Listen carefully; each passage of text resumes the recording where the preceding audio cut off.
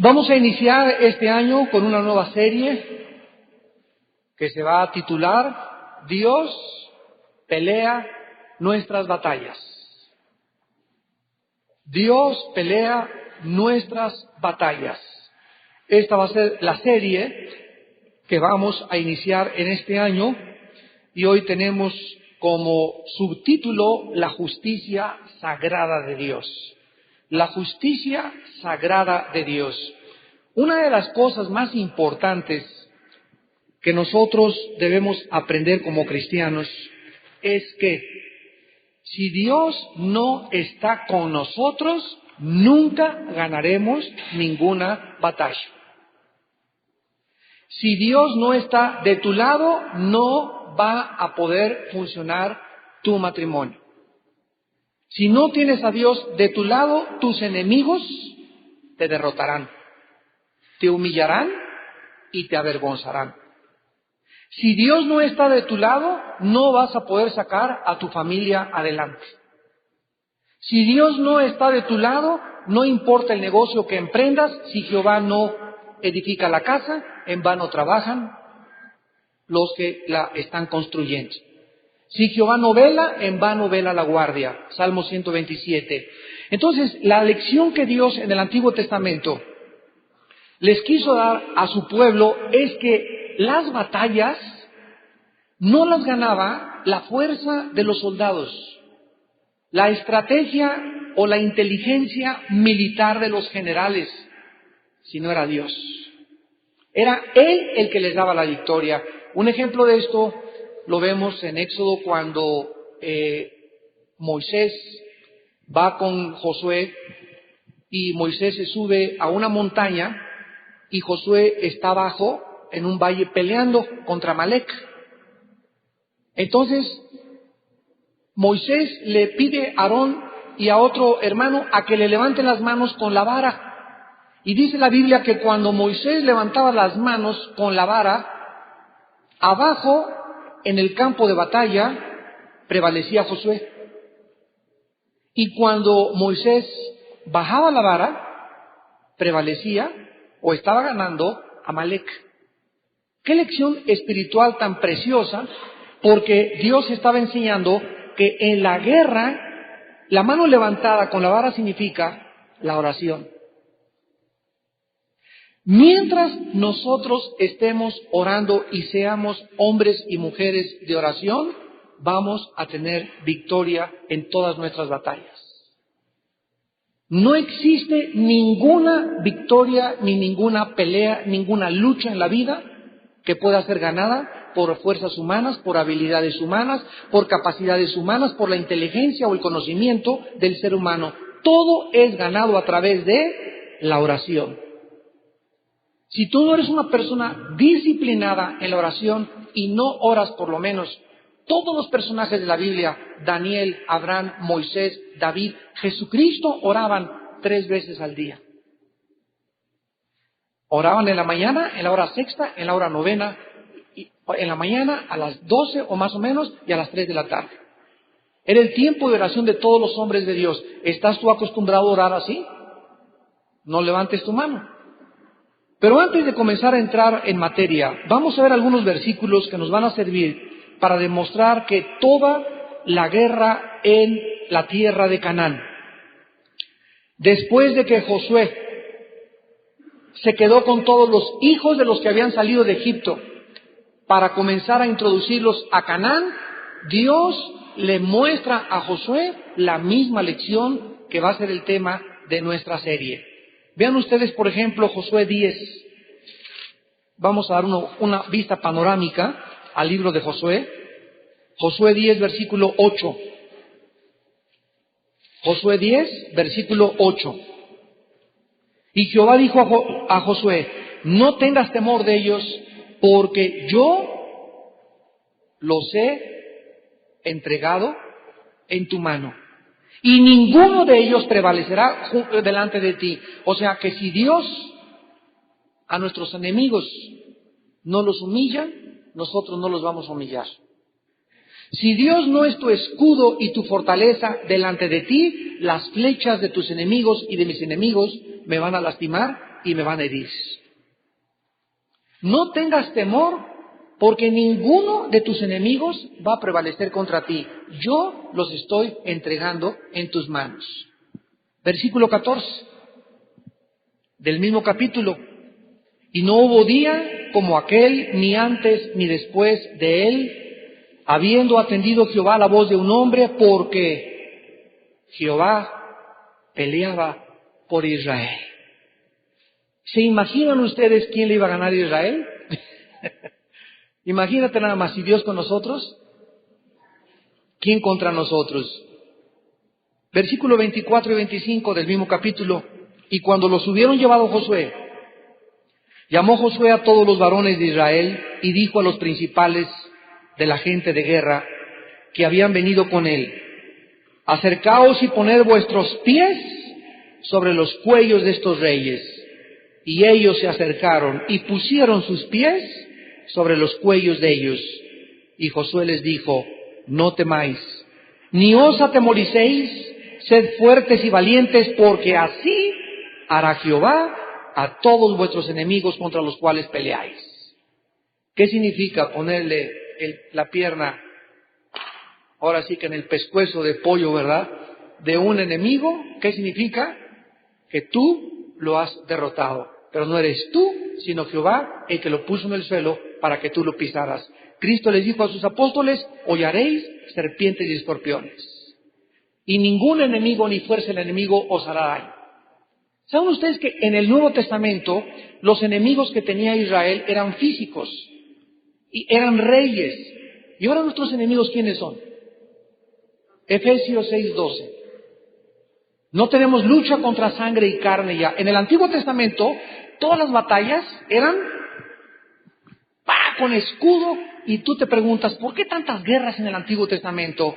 Porque todas las estrategias militares, espirituales del Antiguo Testamento son una ilustración en el Nuevo Testamento de nuestras guerras espirituales. La misma forma como se ganaba físicamente la guerra en el Antiguo Testamento, se gana espiritualmente en el Nuevo Testamento. Ahora no tenemos lucha contra sangre y carne, ahora no estamos con escudos y con espadas, sino ahora luchamos contra huestes espirituales de maldad, contra enemigos invisibles, demonios, principados, potestades, y contra el príncipe de las tinieblas, el cual él nos puede ver y nosotros no lo podemos ver. Estamos en desventaja. ¿Saben ustedes que ahora en la guerra de Irak, cuál es el más grande problema que nunca en ninguna guerra se había visto? Que los soldados americanos no saben quién es el enemigo, porque están disfrazados de civiles. En una guerra, tú ves, en la Segunda Guerra Mundial, ese es, con el casco es nazi, y traían su uniforme de nazi. Me lo he hecho. En la guerra de Corea, en la guerra de Vietnam, ¿sabías quiénes eran los soldados por el uniforme que tenían en esta guerra de Irak?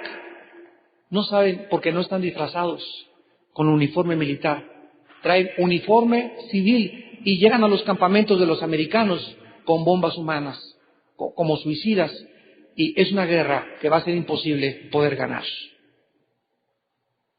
Pues esto es una ilustración de nuestra guerra. Estamos luchando contra enemigos que no vemos. Tu casa, a lo mejor, está en el tinaco arriba de tu casa. A lo mejor los tienes debajo del colchón.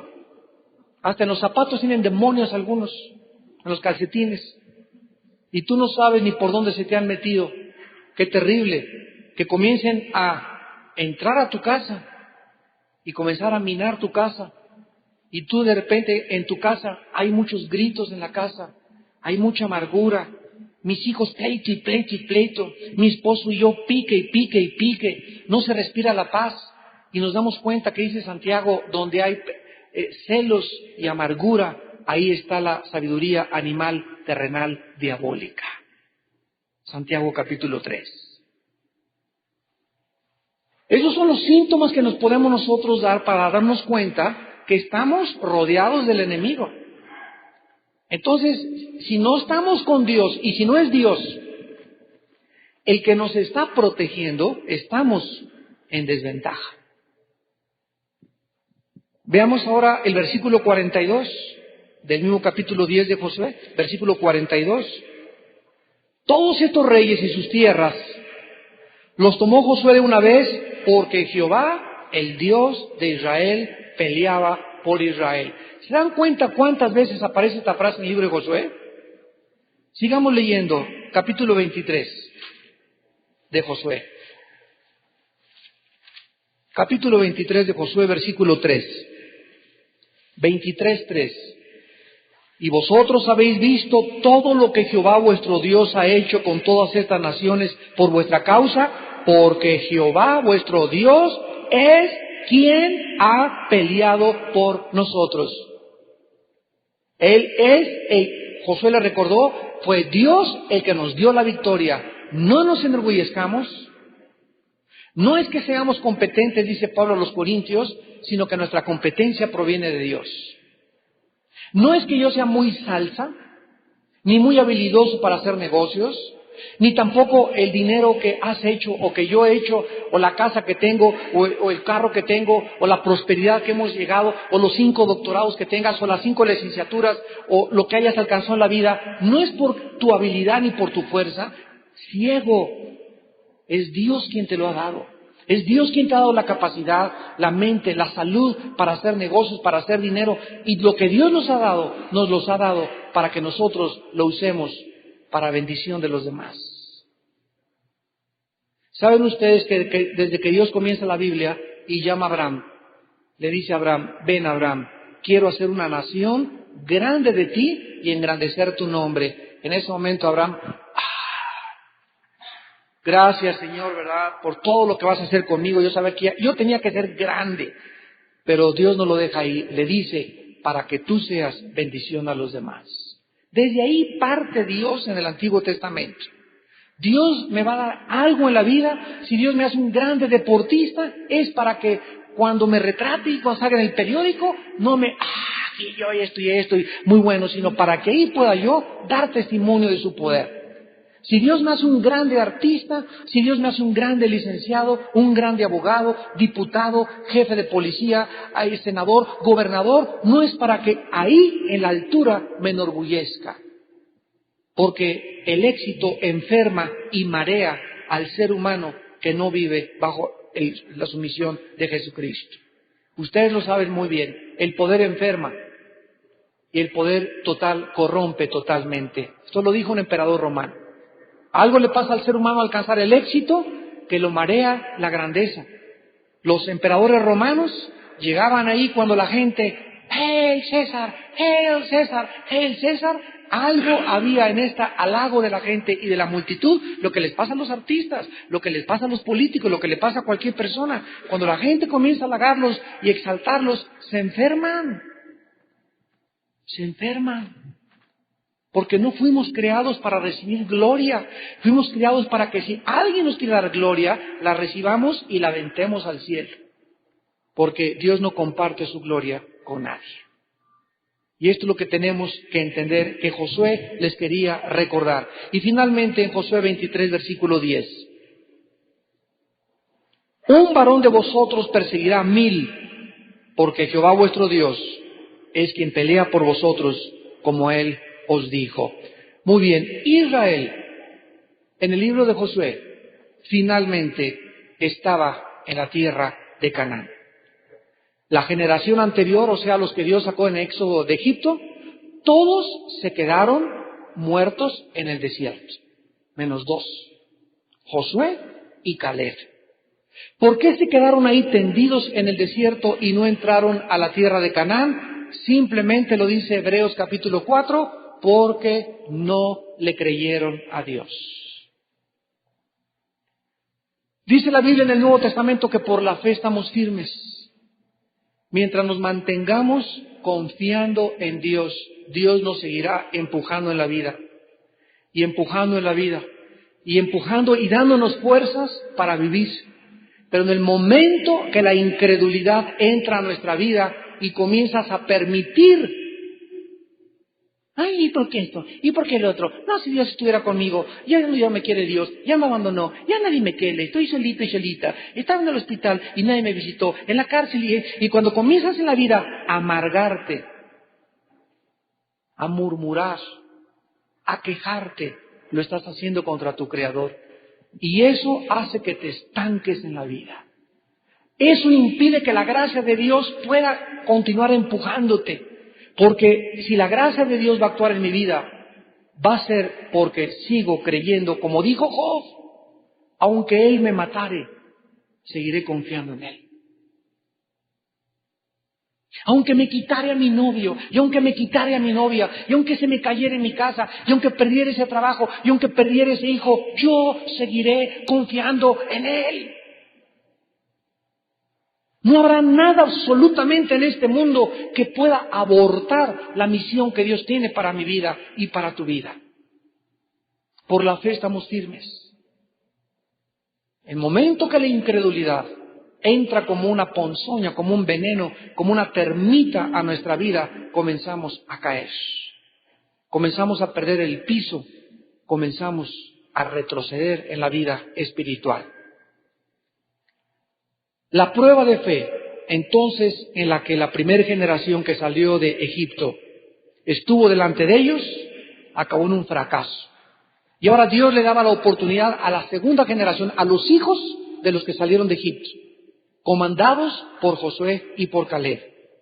El mismo Dios que les había llevado por el desierto, les había protegido y les había dirigido, ahora a ellos les ayudó, vean ustedes Josué capítulo 5, a cruzar el río Jordán milagrosamente.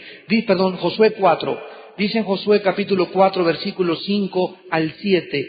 Y les dijo Josué, pasen delante del arca de vuestro Dios a la mitad del Jordán. Cada uno de vosotros tome una piedra sobre un hombre, etcétera, etcétera. Versículo 7, y responderéis que las aguas del Jordán fueron divididas delante del arca del pacto de Jehová. Cuando ellos atravesaron el Jordán era como un río inmenso. ¿Saben lo que significa Jordán? Significa muerte en el hebreo.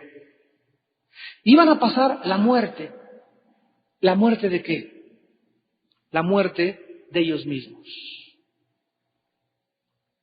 Dice en 2 de Corintios 4, versículos del 10 al 12, porque nosotros estamos entregados a muerte todos los días por causa de Jesús, para que la vida de Jesús se manifieste a través de nuestros cuerpos muertos. Y mientras yo muera más a mi ego, ¿esta niña de quién es, perdón? Mientras más muramos nosotros a nuestro ego, más Jesús vive a través de nosotros. Mientras mi ego esté resplandeciente y aquí yo tratando de el Papas Fritas y Juan Camaney y yo y por qué y esto es injusto, y mientras yo tenga esta actitud del mundo, Jesús está triste dentro de mi corazón, lo tengo arrinconado y no le permito manifestar su vida a través de mi vida. Para que Jesús viva en mi vida, yo necesito morir. Jesús dijo en Marcos 8:35 en adelante, el que no cargue su cruz y me siga, el que no cargue su cruz y me siga, no es digno de seguirme. Dios demanda de nosotros nuestra muerte. ¿Qué es la cruz? Es el símbolo de la muerte donde Jesús fue puesto en el Calvario.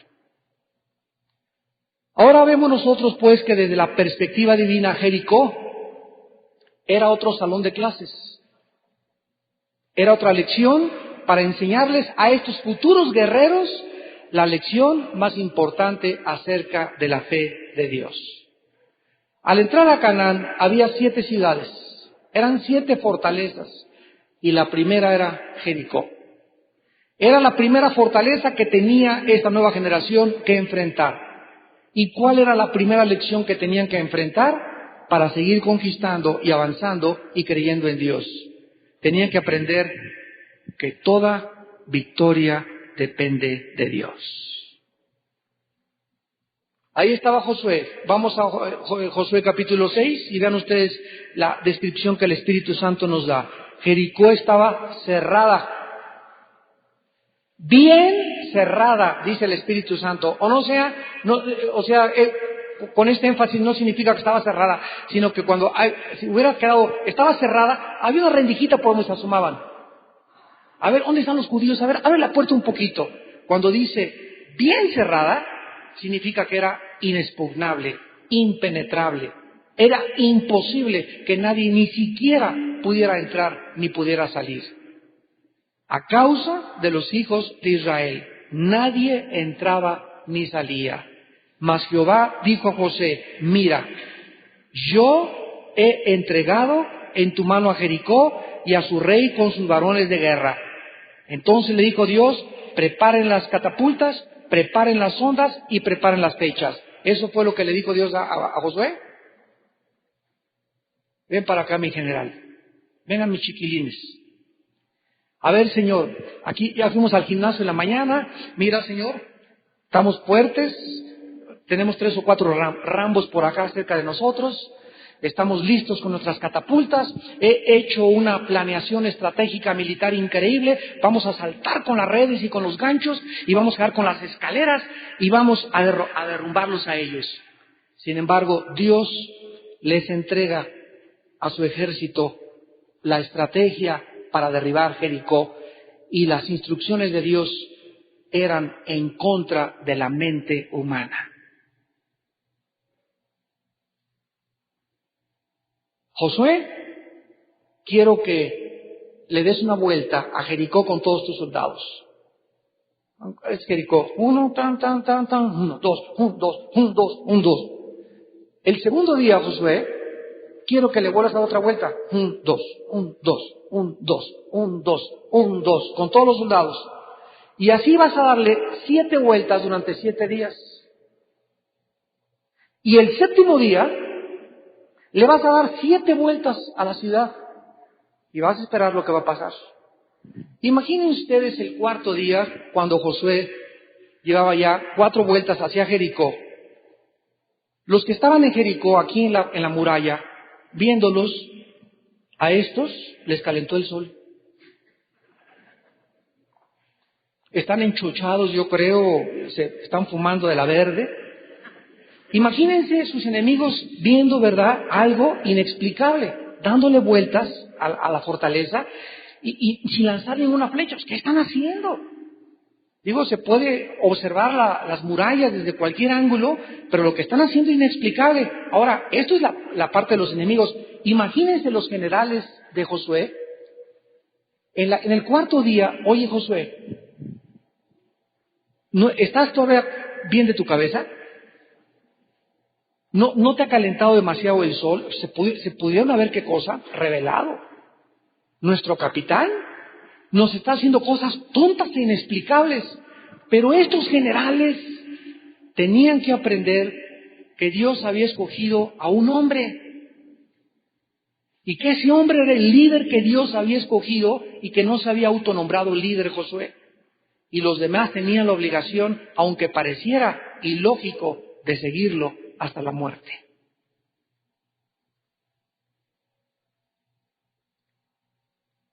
¿Pero qué fue lo que les dio la victoria? Creer que esa marcha alrededor de Jericó durante 7 días, al séptimo día llevaban el arca adelante y comenzaron los shofares. Y cuando sonaron los shofares en la séptima vuelta, las murallas cayeron sin haber sido disparada ninguna flecha. ¿Quién derrumbó Jericó? ¿Quién peleó esa batalla? ¿Qué lección les quería enseñar Dios? Que no es con espada, ni con ejército, mas con mi Santo Espíritu, dice el Señor. ¿Quién va a derrotar a tus enemigos? Tú, oh Dios. ¿Quién va a avergonzar a tus enemigos? Tú, oh Dios. ¿Quién va a darte la victoria en tu matrimonio, en tu trabajo, en nuestra vida particular? Si Dios con nosotros, ¿quién contra nosotros? Esa es la primera lección, amados santos, que Dios le da a su pueblo en Israel. Confíen en mí, yo peleo sus batallas. Y mientras no tengamos esta conciencia de la presencia de Dios en nuestra vida, nunca lo vamos a lograr. ¿Saben ustedes que la palabra Jericó significa la ciudad de las palmeras? Eso es lo que significa la palabra Jericó. Y lo encuentran en Deuteronomio 34:3. Y Jericó aparecía como la ciudad de las palmeras, como un oasis de placer, de prosperidad y de seguridad. Veamos ahora que la caída de Jericó representa la lección de que Dios tiene una justicia sagrada. Contrario a esta apariencia de placer, de prosperidad y de deleites, esa ciudad, aunque los habitantes no lo sabían, estaba condenada a la destrucción.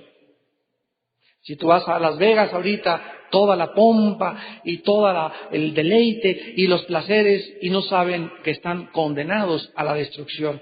Vas a Acapulco y toda la Dolce Vita y a todos los lugares que toda la gente escoge de pecado y todo. Y aunque podamos nosotros como cristianos ir a esos lugares sin tomar parte de ese pecado, son ciudades condenadas a la destrucción. Lo mismo que personas y familiares en tu vida que tú conoces, que aquí está mi compadre, gordo, ya como Santa Claus, ya se compró 4 coches, y yo como cristianito aquí luchando, y no me va bien, y parece que mi compadre con 3 de sus mujeres ahí, y se va, y hace cosas que yo quisiera hacer, pero tú no sabes que tu compadre está condenado por Dios a la destrucción. Por eso dice en el Salmo 37, no tengan envidia de los que prosperan en su camino. Confíen en Dios y hagan el bien y vivirán tranquilos sin temor del mal. Deleítate a sí mismo en Jehová y Él te concederá las peticiones de tu corazón. Confía en Jehová y exhibirá tu justicia como la luz y tu derecho como el mediodía. No te excites a hacer lo malo, hijo mío, dice el Señor. No tengas envidia de los pecadores, ni de los que prosperan en su camino a causa de dinero maldito. Dinero mal habido es dinero maldito. La caída de Jericó testifica acerca de la justicia santa de Dios y de las consecuencias del pecado. Es la primera lección que aprendemos en esta noche. Nos testifica acerca de la justicia santa de Dios, aunque parezca que muchas ciudades, aunque parezca que muchas personas, aunque parezca que muchas familias se están saliendo con la suya y están triunfando en el pecado, la Biblia nos enseña que hay gente que tiene éxito en el pecado. Pero por el hecho de que nosotros los veamos actualmente seguir pecando cínicamente, no significa que el juicio de Dios no vaya a caer sobre sus vidas tarde o temprano. Tenemos un ejemplo en Jezabel. Jezabel estaba casada con un rey débil de carácter y ella era fuerte de carácter. Qué parejita, ¿verdad? Ella fuerte. Y le decía acá, métase el coche, me lo surto llegando a la casa. Y así hay muchas parejas, ¿verdad? Donde él es débil de carácter y ella es fuerte de carácter. Y cuando un matrimonio con estas condiciones llega a Cristo, ella tiene que humillarse y quebrantar su carácter, empujar a su esposo, ser una mujer sabia, porque el liderazgo lo tiene que llevar el varón. Los matriarcados en la Biblia están condenados al juicio de Dios. Y Jezabel una vez fue acá, quiero comprar ese terrenito que está ahí junto. Y fue y le preguntó a un tipo ahí, ¿cuánto vendes tu casa? Y le dijo él, yo no la vendo. Y que regresa al palacio. Y se lo encuentra Jezabel, viejo chillón ¿por qué chilla? A ver, contésteme. Pues porque fui ahí con un terrenito y no me lo quisieron vender. ¿Cómo que no te lo quisieron vender? Vamos a ver ahorita. Y va Jezabel y lo mata y le quita la tierra. Así, de ese tamaño era esta reina Jezabel. Y murió lamida por los perros y aventada desde un balcón. Y aunque triunfó en el pecado y tuvo éxito en el pecado, dijo Dios, basta, tu tiempo se ha cumplido. Jericó nos enseña esta lección. La justicia sagrada y las consecuencias del pecado se pagan tarde o temprano. ¿Cuánta gente vemos ahorita, verdad? Yo tengo tantas amistades de cuando no era cristiano que me decían, mira, vamos a entrarle al lavado del dinero, vamos a hacer narcos, vamos a robar, vamos a hacer esto, vamos a hacer aquello, vamos a tener 2 o 3 mujeres para que una sola esposa, etcétera, etcétera. Y todas estas personas que quisieron dinero fácil, rápido y barato, acabaron mal a fuerza, porque el diablo te da a corto plazo el BTP. viaje todo pagado. Pero viene y te cobra la factura en el día que menos lo esperas. Y Dios trabaja a largo plazo. Dios trabaja, irá andando y llorando el que lleva la preciosa semilla, pero regresará contento, gozoso y alabando a Dios. Padre, llevo 25 años de trabajar contigo, he sido honrado, me ha costado trabajo, pero he luchado y sigo adelante y ahora me has prosperado. ¿Por qué? Porque he amado tus mandamientos. Mucha paz, dice la Biblia, tienen todos aquellos que guardan la palabra de Dios. La segunda lección que tenemos en esta noche es: la justicia divina no es caprichosa. Dios no mandó el tsunami en el Asia para que 200,000 personas se murieran aproximadamente, solamente porque Dios es un Dios caprichoso. Antes de morir, Moisés predicó un sermón advirtiéndole a la nación de Israel: mi voluntad, mi habilidad, mi capacidad me ha dado lo que yo tengo, sino acuérdate que es Dios el que te da la fuerza para hacer lo que tú tienes en la vida. Dios les advirtió contra este pecado tremendo cuando ellos llegaran a prosperar. Y le hizo hincapié que no sería ni por la justicia ni por la bondad de ellos por lo que Dios les iba a entregar Canaán, sino por la maldad de los cananitas. Así como años más tarde Asiria y Babilonia se convirtieron en instrumentos para ejecutar los juicios sobre Israel, ahora Israel iba a ser un instrumento para castigar a Jericó. O sea, era un capricho de Dios que llegaran los judíos, rodearan Jericó y se murieran todos en Jericó, menos Rahab y su familia, como lo vamos a ver en las otras clases. No era un capricho de Dios. Ya los de Jericó habían oído de la santidad, de los caminos y de Jehová. Ya habían oído de él. Ya sabían que les había abierto el mar rojo. Ya sabían que les había abierto el río Jordán. Pero era una ciudad donde abundaba la astrología, abundaba la brujería, abundaba la inmoralidad. Los hombres tenían 2 o 3 o 4 mujeres. La mayor parte de las mujeres en Jericó eran prostitutas. Y Dios había tenido mucha paciencia esperando que estas personas pudieran cambiar su estilo de vida y nunca lo hicieron. Entonces le dijo a su pueblo: ustedes no van a ganar Jericó por su habilidad, yo voy a derrumbarla. Ustedes son mi instrumento porque ustedes son el brazo ejecutor de mi justicia. La justicia de Dios no es caprichosa. La destrucción de Jericó era el comienzo de la exterminación decretada en contra de la maldad humana. Dios, tarde o temprano, te dice: el juicio viene, el juicio viene, el juicio viene, ya párale, ya no peques, ya deja de pecar, ya deja de engañar a tu esposa, ya deja de estar robando en tu trabajo, y te he permitido llegar a un tiempo para que tú te arrepientas, y mi paciencia debe guiarte al arrepentimiento, pero tú no quieres entender. Y dice Dios, tal vez hoy en la noche para muchos, basta, llegó la hora en que el juicio cae sobre tu vida y la familia. ¿Cuántos de ustedes que me escuchan, ojalá conocen a muchos, que están próximos a un juicio muy grande de Dios? Han oído la palabra, han venido los domingos, han venido los miércoles, Dios te ha hablado a través de cassettes, a través de tu esposa, a través de tus hijos, a través de tus parientes, y tú sigues duro como una piedra, empedernido, terco, desafiante, creyendo que nunca te va a pasar nada, y estás muy equivocado. La caída de Jericó nos ilustra que el juicio de Dios tiene que caer tarde o temprano. Acusar a Dios de falta de misericordia es negar la justicia de Dios en contra del pecado. Terminemos leyendo Romanos capítulo 2. Nosotros nos preguntamos por qué se muere la gente, por qué aquello, esto es injusto, Dios no es un Dios de amor, sin saber lo que se encuentra detrás de la justicia santa decretada por Dios. Dice Romanos capítulo 2, versículo 4. ¿O menosprecias las riquezas de su benignidad, paciencia y longanimidad, ignorando que su benignidad te guía al arrepentimiento? O sea, ¿por qué? Pregúntate en esta noche: ¿no me ha juzgado Dios? ¿Cómo es posible que yo tenga 2 años de adúltero? De adúltera. ¿Cómo es posible que yo tenga ya 3 años que estoy robando, que estoy transando? ¿Cómo es posible que ya tenga yo 2 años que esa deuda de ese hermano, de esa lana que me prestó, ni siquiera le he dado un abono a ese dinero? ¿Cómo es posible que yo pueda seguir siendo tan cínico en la vida y tan desafiante a Dios y al mismo tiempo llamarme cristiano?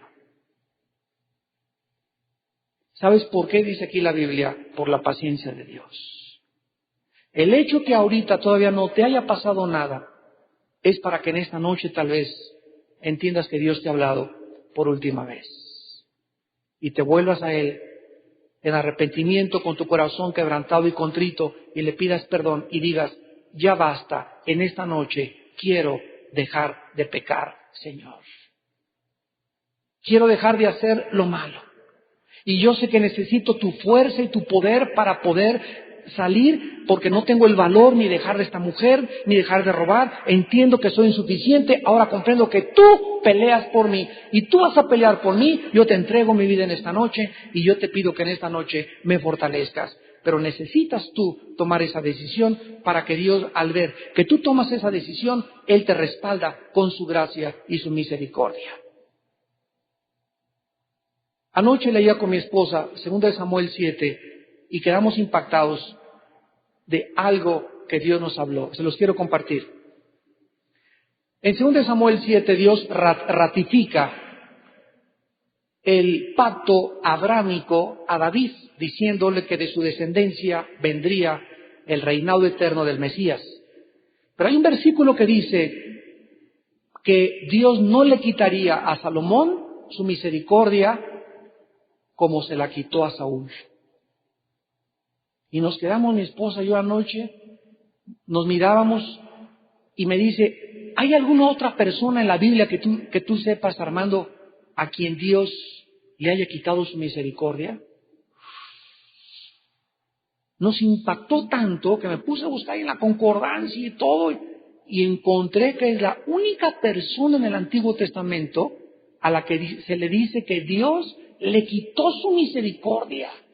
Y el pachonchote de Salomón tuvo como 1000 mujeres y no le quitó la misericordia a Dios. Y a Saúl se la quitó. ¿Por qué se la quitó? ¿Se acuerdan ustedes cuándo se la quitó? Y esto fue lo que nos impactó y con lo que quiero terminar. Saúl comenzó a ser influenciado por espíritus malignos, por demonios. Y Dios no hizo nada. Comenzó a agarrar lanzas y aventárselas a David. Comenzó a perder el juicio y la mente. Esto nos da cuenta que en el momento en que Dios se hace para atrás y permite que los demonios comiencen a afectar a una persona al grado de quitarle su razón, su coherencia, y la persona comienza a dar bandazos en la vida, es porque esa persona ya rebasó la línea de la paciencia de Dios. El 90% de las personas en instituciones psiquiátricas se encuentran en esas condiciones, o personas que tú conoces en tu familia o en mi familia o amistades que tenemos, que están bandeando mentalmente con conductas que la psicología le llama esquizofrénicas, que significa 2 o 3 personalidades, y aparecen como normales delante de la gente. No crean que son como los gadarenos, no. Hay gente que llega a su trabajo y tiene una cara, en su casa tiene otra máscara, y cuando llega a la iglesia se pone la máscara de San Cristóbal. Tiene 3 máscaras, ese hombre, esa mujer. Con sus amigas tiene una cara, con sus amigas cristianas tiene otra cara, y en su familia con su esposo tiene otra cara. Esto se llama desorden múltiple de la personalidad. Y es un juicio de Dios. La psicología le llama esquizofrenia, la Biblia le llama Dios ha quitado su misericordia sobre tu vida. El día que nosotros lleguemos a ese punto donde yo no tengo miedo al diablo, lo que puede hacer el diablo. Yo tengo temor en mi corazón de que Dios sea mi enemigo. No tengas temor de que el diablo sea tu enemigo mientras Dios esté de tu lado. ten temor de que Dios se vuelva contra ti. Oremos. Padre, te damos gracias por tu palabra, porque sigue siendo la luz y la verdad que nos guían a tus santas moradas, a tu monte santo, y que nos muestra el camino de tu justicia. ¿Quién puede aconsejar a Dios y decirle qué hace? ¿Quién puede instruir al Todopoderoso y decirle que esté equivocado? Padre, somos tus criaturas y tú nos creaste para que te conociéramos y entendiéramos que tú eres Dios sobre todas las cosas y que separados de ti nunca nada podremos hacer. Queremos decirte, Señor, gracias en esta noche por la muerte y la sangre de tu Hijo Jesucristo. Gracias por haber dado tu vida en nuestro lugar, Padre, porque si alguien tiene duda en la vida de que si Dios nos ama o de que si Dios es amor, tus ojos nos llevan a la cruz. Es en esa cruz donde el amor de Dios se mostró, para que cualquiera que tenga duda de que Dios nos ame, vea la cruz y se convenza que la muerte de su Hijo es la prueba irrefutable de que Dios nos ama. Porque de tal manera amó Dios al mundo que nos dio a su Hijo unigénito, para que cualquiera que en Él crea no se pierda, mas tenga la vida eterna. De cierto los digo, dijo Jesús, el que oye mi palabra y cree al que me envió, no vendrá a juicio, no vendrá a condenación, mas ha pasado de la muerte a la vida. Dios en esta noche te ofrece su perdón, su misericordia. Él te dice que si tus pecados fueran como el carbón de sucios, Él tiene el poder de limpiar tu vida en esta noche, de cambiar y transformar tu matrimonio, tu familia, tu futuro. Él te dice en esta noche que aún hay esperanza para tu vida, aún hay recompensa para lo que has hecho. Aún Él puede saciar del bien tu boca y lavarte y perdonarte y darte el poder de vivir para Él. Pero tú en esta noche tienes que arrepentirte de tus pecados. Tienes que reconocer que no puedes seguir pecando ni viviendo como has vivido. Y entrégale tu vida al Señor hoy que tu corazón ha sido preparado por su Espíritu Santo. Las personas en esta noche que por primera vez quieran entregarle su vida a Cristo, ahí desde tu lugar dile a Dios estas palabras. Mi Señor y mi Dios, te pido perdón por mis pecados en esta noche. Quiero el día de mi muerte tener la seguridad de que te pertenezco, de que soy tuyo, de que soy tuya. No por nada que yo haya hecho bueno, sino por tu misericordia en la cruz del Calvario. Señor Jesucristo, creo en ti, que en la cruz pagaste con tu sangre, con tu vida por mis pecados, que a los 3 días resucitaste de los muertos y que actualmente estás vivo, sentado junto a tu Padre, esperando volver a bajar del cielo a la tierra para venir por mí y formar parte de la primera resurrección. Señor Jesús, entra a mi corazón en esta noche. Te recibo como mi Dios y mi Salvador. Te pido perdón por mis pecados y te pido que me des la fuerza de vivir para ti y la voluntad de guardar tu palabra. En el nombre de Jesús. Amén.